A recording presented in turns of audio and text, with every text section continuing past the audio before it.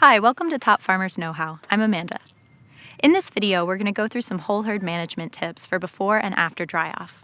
As a reminder, there are two goals of dry-off. The first is to cure as many existing subclinical mastitis infections as possible. The second is to prevent new infections from developing over the entire length of the dry period and into the next lactation. How successful you are at curing and preventing infections depends on lots of factors, including herd management before and after drying off. To cure as many existing subclinical mastitis infections as possible, it's helpful to sort out all of your tags and marking systems well before dry-off, so animals receive the right treatments and all treatments are able to be accurately recorded. Once your tags and marking system are sorted, a herd test within a couple of months of drying off or RMTing the herd within a few weeks of drying off will give you more information about which cows are likely to be infected. You can work with your vet to decide how to treat these animals. Cows milking more than 20 liters per day have delayed teat end closure compared with cows making less. Ideally, a cow should be dried off when she's making between 5 and 20 liters of milk per day. This is enough milk to allow the dry cow therapy to distribute throughout her udder, but not so much that cows are likely to be leaking and expelling the drug as she moves around. If your herd's heavy milking, it can be helpful to change the diet around the time of dry off to shut cows down. Talk with your vet or farm consultant about how to do this without compromising cow health.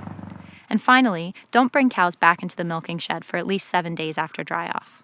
If a cow comes back to the milking shed, she might start dripping milk because she's let down oxytocin, and some of the dry cow antibiotic might be expelled. This could reduce cure rates.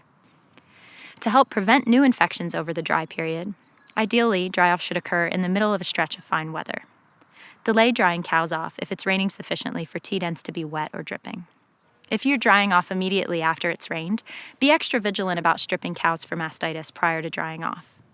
Don't dry cows off if they have clinical mastitis. Keep milking them and treat them with lactating tubes. Only dry them off once they've cured.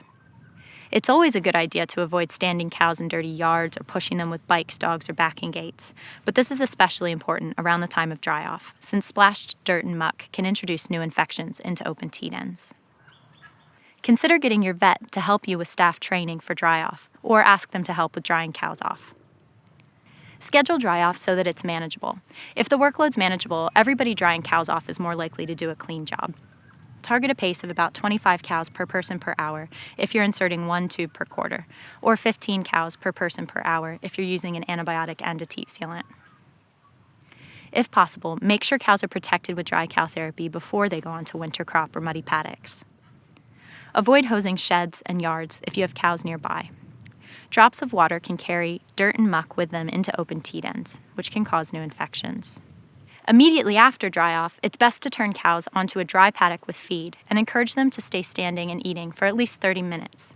This will prolong teat spray contact time, and it allows their teats to begin closing. This will be hard to do if animals have already been standing around for hours waiting to be dried off. If a cow becomes slow or sick or gets mastitis within a few days of dry-off, it was probably an infection that got introduced during drying off by unhygienic practices or was picked up immediately before or after drying off from a wet or dirty environment. Black mastitis from E. coli being introduced into the teat end is especially dangerous. Any cow that becomes sick with black mastitis should be aggressively treated following your vet's advice as soon as she's identified. If you need to remove the dry cow therapy from a quarter which develops clinical mastitis during the dry period, don't repeat treatment with another tube of dry cow therapy. This will lead to a significant risk of inhibitory substance grades at calving. Hopefully you found these tips for managing the herd for a successful dry-off useful. Check out our other Top Farmers videos for more information about drying off.